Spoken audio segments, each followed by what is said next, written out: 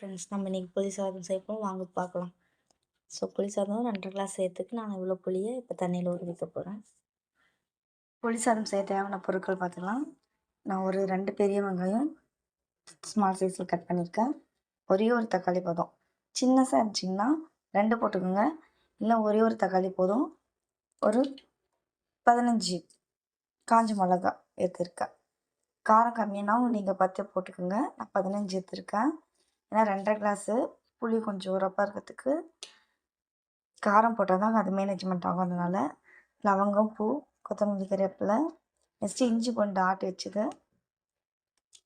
இஞ்சி பூண்டு ஆல்ரெடி நான் ஆட்டி வச்சுருக்கேன், அது என்கிட்ட இருக்குது. ஒரு 4 டீஸ்பூன் போட்டால் போதும். நம்ம ஊற வச்ச 1/2 மணி நேரம் ஊற வச்ச புளி வந்து நல்லா கரைச்சி இந்த மாதிரி எடுத்துக்கணும்.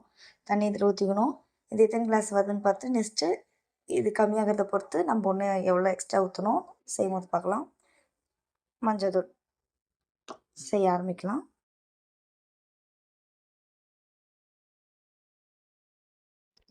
எண்ணெய் நல்லா சூடணும். வெங்காயம் போட்டிருக்கேன்.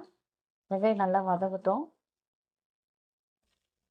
வெங்காயம் வதங்க தேவையான உப்பு போட்டு இன்னொரு வதக்கிடலாம். இது கொஞ்சம் பொன் முருவில் வரட்டும். வெங்காயம் நல்லா வதங்கி வந்துச்சு. இப்போ நம்ம இஞ்சி பூண்டு பேஸ்ட் ஆட் பண்ணிக்கலாம்.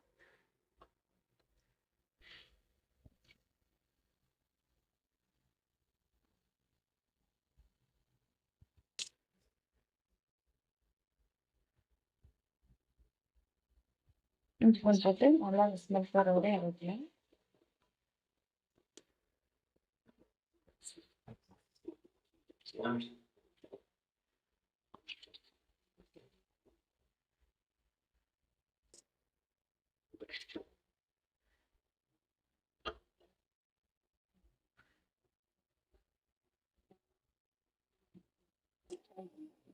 நல்லா அதிகம் வந்துச்சு. நம்ம காஞ்ச மிளகா போடலாம். உங்களுக்கு மிளகாத்தூள் வேணுன்னா கூட ஆட் பண்ணிக்கங்க. ஆனால் இது காஞ்ச மிளகா போட்டு செஞ்சால் தான் நல்லாயிருக்கும்.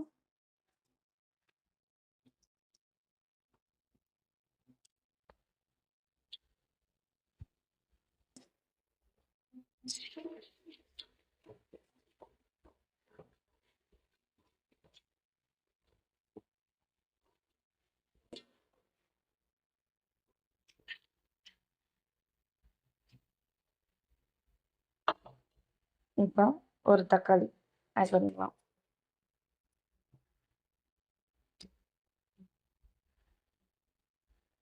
கூட கொத்தமல்லி கறிவேப்பிலை போட்டுக்கலாம். அப்படியே மஞ்சள் தூள் ஒரு ஸ்பூன் ஆட் பண்ணிக்கலாம்.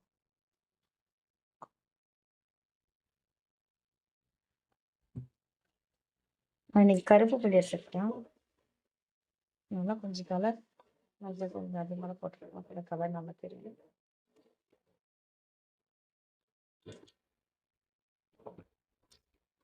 கொஞ்சம் இது நல்லா ஸ்லோ சிம் வச்சுட்டு கொஞ்ச நேரம் வேக வைங்க. தக்காளியில் நல்லா வதங்கி நல்லா எண்ணெய் பிரித்து வரட்டும்.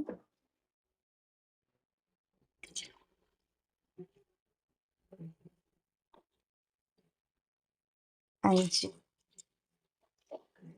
2 கிளாஸ் 4, அரை கிளாஸ் வந்து 1, மொத்தம் 5 கிளாஸ் ஊற்றிக்கிறேன். உங்களுக்கு இன்னும் குழ வேணும்னா ஒரு கிளாஸ் எக்ஸ்ட்ரா ஆட் பண்ணிக்கங்க. இப்போ நல்லா இது கொதிச்சு வரட்டும். கொதிச்சு வரும்போது நம்ம அரிசி ஊற வச்சுருக்கோம், அது கழுவி எடுத்து தண்ணி இல்லாமல் வடிச்சு எடுத்து வச்சுக்கலாம். கொதிச்சோடனே அரிசியை போட்டு கிளறி விட்டால் நம்ம புளி சாதம் ரெடி ஆயிரும். பாருங்க, தண்ணி நல்லா கொதிச்சு வந்துருக்குது. இந்த ஸ்டேஜில் வந்து நம்ம அரிசி சிம்மு ஸ்லோ பண்ணிட்டு அரிசியை கொட்டிடலாம்.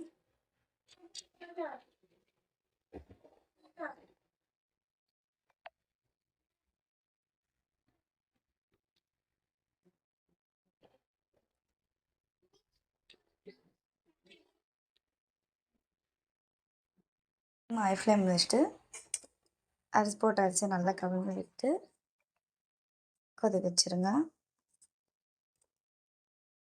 உங்களுக்கு மஞ்சள் தூளெல்லாம் போதுமா பாருங்கள். உப்பு டேஸ்ட் பார்த்துக்குங்க. உப்பு வந்து கொதிக்க தான் உப்பு டேஸ்ட் வந்து கரெக்டாக இருக்கான்னு தெரியும். அதனால் கொஞ்சம் கொதிக்க விட்டு உப்பு பத்தலைன்னா போட்டுக்குங்க. நல்லா கொதிச்சு விட்டு இருக்கு பாருங்கள். நல்லா வந்து நம்ம கலக்கி விட்டு உப்பு மஞ்சள் தூளெல்லாம் கரெக்டாக இருக்கான்னு பார்த்துக்கணும். தேவைன்னா உப்பு போட்டுக்கோங்க.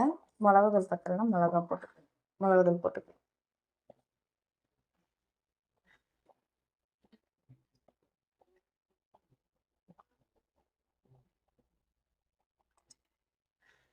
நல்லா சுண்டிச்சு. இந்த ஸ்டேஜில் வந்து நம்ம மூடி போட்டு தம் பண்ணிடலாம். நம்மளுக்கு சுவையான புளி சாதம் ரெடி வச்சு நல்லா இறக்கிட்டு பரிமாறிடலாம். இது கூட உருளைக்கிழங்கோ போட்டு வேக வச்சு செஞ்சிங்கன்னா அவ்வளோ அருமையாக இருக்கும். Thank you friends. இந்த மாதிரி வீடியோ பார்க்க லைக் பண்ணுங்கள், சப்ஸ்கிரைப் பண்ணுங்கள்.